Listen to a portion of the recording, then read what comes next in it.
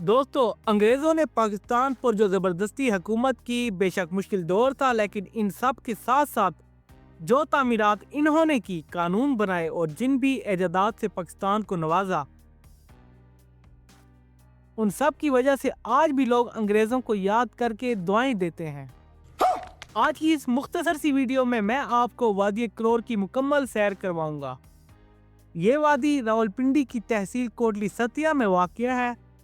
ये खित्ता अंग्रेज़ों की तवज्जो का ख़ुसूसी मरकज़ रहा है।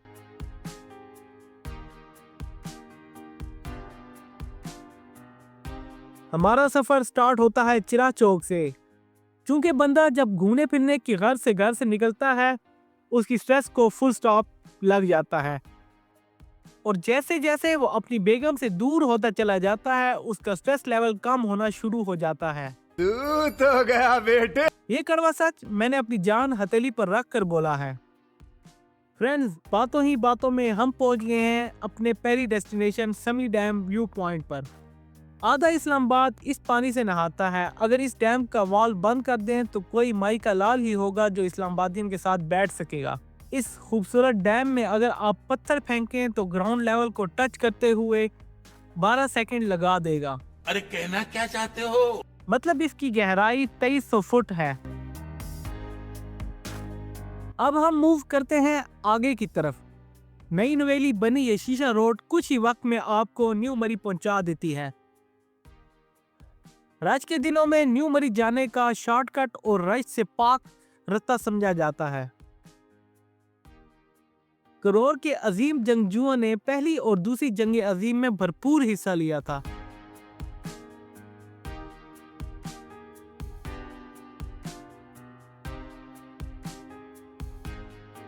तो फ्रेंड्स, हम पहुंच गए हैं ज़माने कदीम की एक जेल में जो अंग्रेज़ों ने 1880 में तामीर की थी।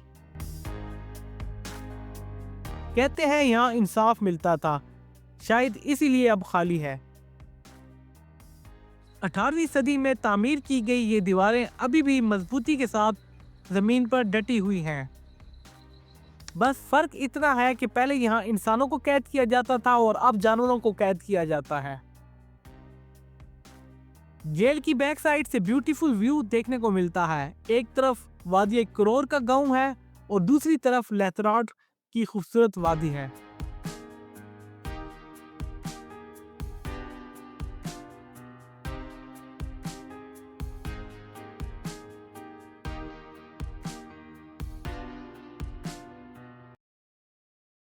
जेल की सिक्योरिटी का मुकम्मल जायजा लेने के बाद अब हमने रुख कर लिया है करोर के मशहूर फायर वॉच टावर की तरफ।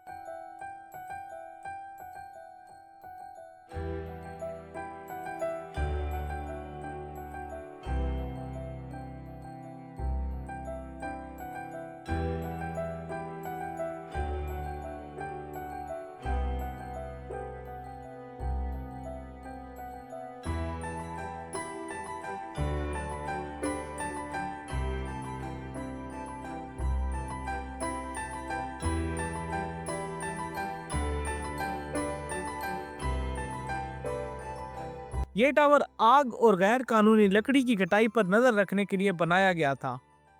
फायर टावर उस जमाने का वाईफाई था जहां से पूरे गांव को फायर का सिग्नल दिया जाता था।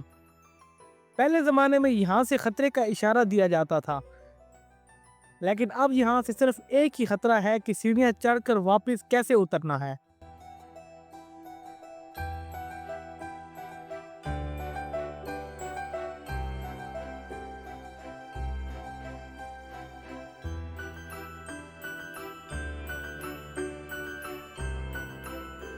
आजकल के जानवर भी बड़े समझदार हैं। जैसे ही वीडियो बनाओ तो पोज दुरुस्त कर लेते हैं।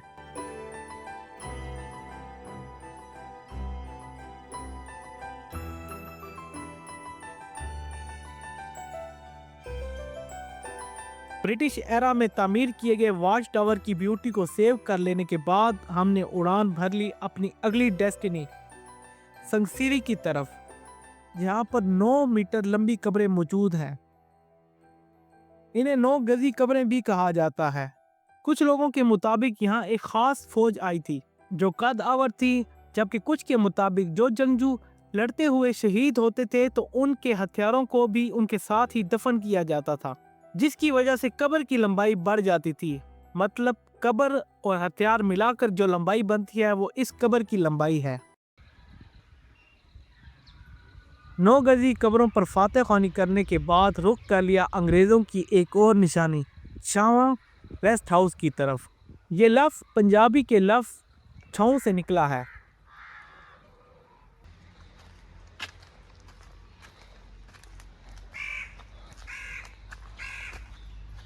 इसकी तामीर 1988 में हुई थी। फॉरेस्ट रेस्ट हाउस में बरतानवी अफसरान और अहलकार अपनी गश्त या छुट्टियों के दौरान क़याम करते थे, लेकिन आजकल मकड़ियाँ वेबसाइटें बना रही हैं। सदर पाकिस्तान अयूब खान ने दिसंबर 1950 में यहाँ आकर क़याम किया था। ये इलाकाई विरसा के तौर पर मौजूद है।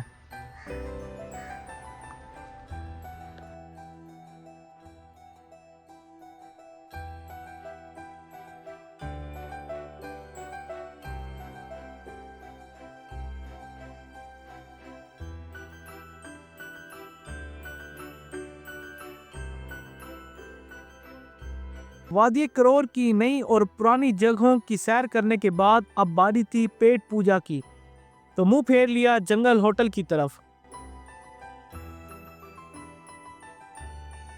ये थी आज की मुख्तसर सी वीडियो।